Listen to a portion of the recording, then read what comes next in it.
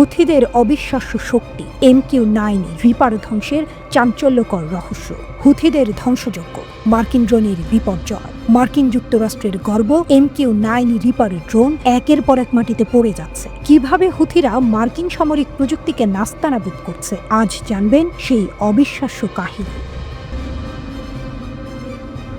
একটা যুদ্ধের পটভূমি বদলে যাচ্ছে। 28শে ডিসেম্বর 2024 ইয়েমেনের আকাশে গর্জে উঠল এক শক্তিশালী বিস্ফোরণ। হুথিদের ছোঁড়া ভূমি থেকে আকাশে নিক্ষেপযোগ্য ক্ষেপণাস্ত্র ধ্বংস করল মার্কিন যুক্তরাষ্ট্রের সবচেয়ে অত্যাধুনিক মনুষ্যবিহীন যুদ্ধ বিমান MQ-9 রিপার।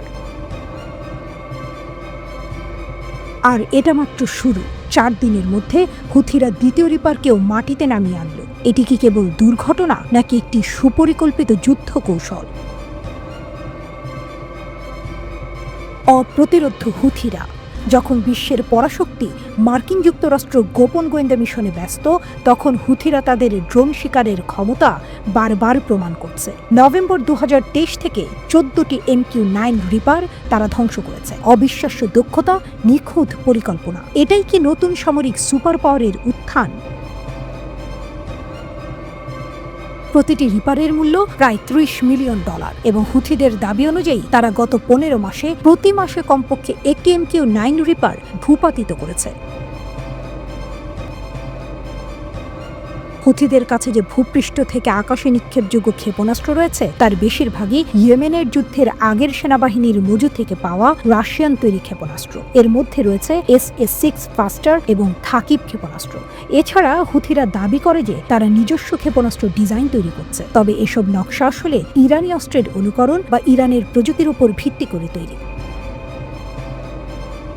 উদাহরণ হিসেবে সাইদ 2C ক্ষেপণাস্ত্র, সাকের সিরিজ যা ইরানের 358 ক্ষেপণাস্ত্রের সংস্করণ, এবং বার্ক ক্ষেপণাস্ত্র যা ইরানের টায়ার সিরিজের উপর ভিত্তি করে তৈরি। হুথিরা মার্কিন ড্রোন প্রতিরক্ষায় দুর্বলতা খুঁজে বের করতে এবং আকাশে মার্কিন আধিপত্যকে কিছুটা হলেও চ্যালেঞ্জ জানাতে সক্ষম হয়েছে। এটি এমন একটি ফাঁক যা অন্য মার্কিন প্রতিপক্ষরাও কাজে লাগানোর চেষ্টা করতে পারে। মার্কিন প্রযুক্তি এখন হুথিদের হাতে। বিশেষজ্ঞরা বলছেন, ধ্বংস হওয়া MQ-9 রিপার থেকে গোপন সামরিক তথ্য হুথিদের হাতে চলে যেতে পারে। চীন, রাশিয়া, ইরান সবাই আগ্রহী এই প্রযুক্তি নিয়ে। তাহলে কি আমেরিকার শক্তি হুথিদের মাধ্যমে তাদের শত্রুদের হাতে যাচ্ছে? মার্কিন সাম্রাজ্যের জন্য অশনি সংকেত। বিশ্বের অন্যতম আধুনিক ও ধ্বংসাত্মক ড্রোন MQ-9 রিপার যদি হুথিদের মতো বিদ্রোহীদের কাছে এতটাই দুর্বল হয়, তাহলে মার্কিন সামরিক শক্তির ভবিষ্যৎ কি? মার্কিন প্রতিরক্ষা বিশ্লেষকরা বলছেন, এখনই যদি রিপারের প্রতিরক্ষা ব্যবস্থা না বাড়ানো হয়, তাহলে ভবিষ্যতে মার্কিন সামরিক ক্ষমতা আরও বড় ধাক্কা খাবে।